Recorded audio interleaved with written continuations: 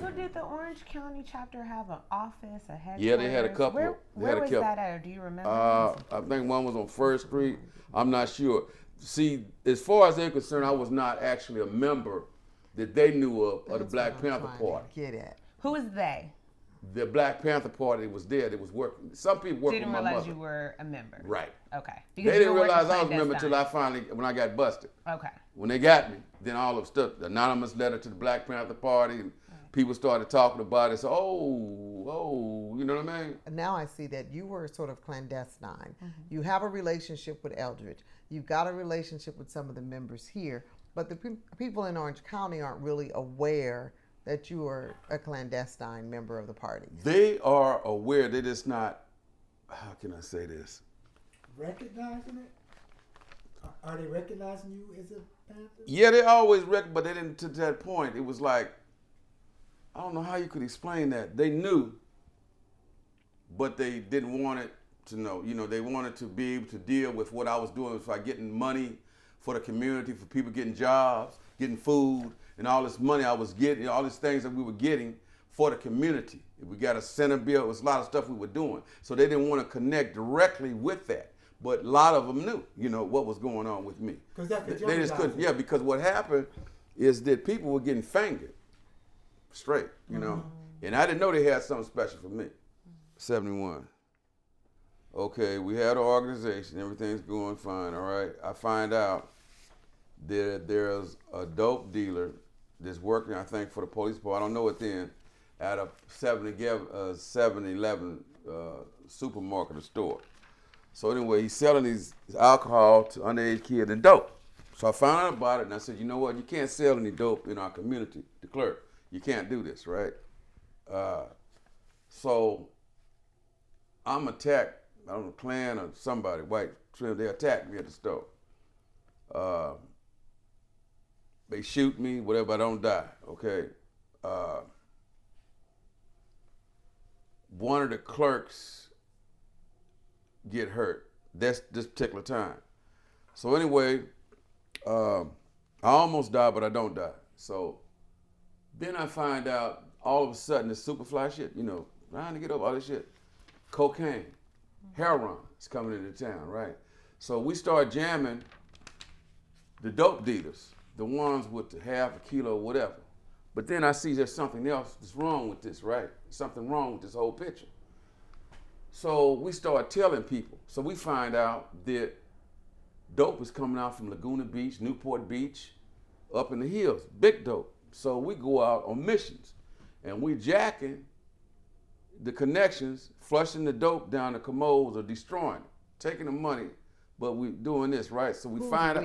Who's we? Thank you. That's my organization, people that were involved with me. Okay, not the party and just sort Well, of. some of these people were in the party. Okay. CYC is the No, some of them were in the party, some of them was in CYC, you know what I mean? Somewhere in other organizations. Yeah, some of them was in, different organizations. Okay. BLA, yeah. Okay. So anyway, we're taking this dope, and this is causing problems, you know, as far as the police and stuff concerned. So they sent for me one day, the city manager. White city, this square, this, you know, whatever. He said, you know what you're doing? You're messing with the wrong thing. This is what he tell me, right? So what do you mean messing with the wrong thing? You need to leave the drug thing alone. I said, what are you telling me leave the drugs? This drugs in my community, right? Mm-hmm. So come to find out the police, I catch the police dealing dope. They dealing dope. They bringing the dope in the community. Poisoning the community, you know, destroying the community. So anyway, the same time when they almost killed me at the store or whatever at the store, I hire a lawyer for a civil suit. The lawyer, beknownst to me, is working with the police department.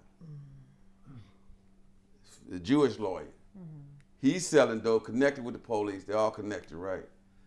The civil suit lawyer. So there's 2 attempted murders, assault, whatever, and they're shooting at the police, shoot the police, whatever, right? That particular night, I'm down the street at my house, at my mama's house. And for some reason that night, I stayed at home, and my mother was having, the church thing, convention with the preachers and the head preachers and the mothers of the church. So we watching TV, Channel 5, Helen Reddy's on the TV, whatever, right? So about a week later, my sister come to me at the program and said, hey, the police got the house around. They there for you. What you gonna do? I said, I ain't got nothing to run for. I ain't did nothing to nobody, right? Whatever. I go there, boom, they capture me. Bam. Yeah, attempted murder, conspiracy, overthrow, that whole bunch. Huh? What year is this? 1972? A year after you got shot? Yeah, 72, I guess. Okay. 72, 73, one of them. Okay. And I'm in jail on a $100,000 bill or something like that. And back then, that was a lot of money. But the preachers, just like I told you, see, now here comes, remember I told you I wasn't all the way where they could say I was actually a Panther? Them same church people in the community, they had me out in 48 hours, $100,000 bail. I was out on the street, right? So now I know what's going on. Is the police involved with the drugs, they saturate the community with the drugs, and I'm fighting against the mafia, whoever it is that's bringing drugs in the community. So now my life is on the line. They're trying to kill me on a regular basis.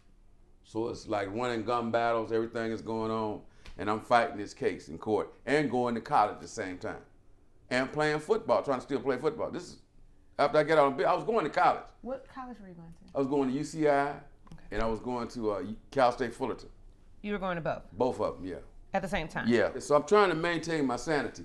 But this shit ain't working out at all, okay? This ain't working out. All this is on my mind. I'm out on bail, right? And they're trying to kill me. You dig what I'm saying? So I'm going different places and we're fighting against the drugs and fighting all this shit, right? So I fight it, I guess, for 2.5 years. I have 2 trials. And then they tell me to come to the courthouse on Saturday night. So I get my weapons. So I know they convicted me with this lie, right? So I'm gonna go down there and shoot many of these motherfuckers as I can. And I'm just gonna go out, right? Because I'm not gonna do no time for some shit I didn't do. Right. Come to find out, the lawyer, one of the lawyer, he was working for the day, and the lawyer I had, the black lawyer, they gave him a job as a DA. Yep.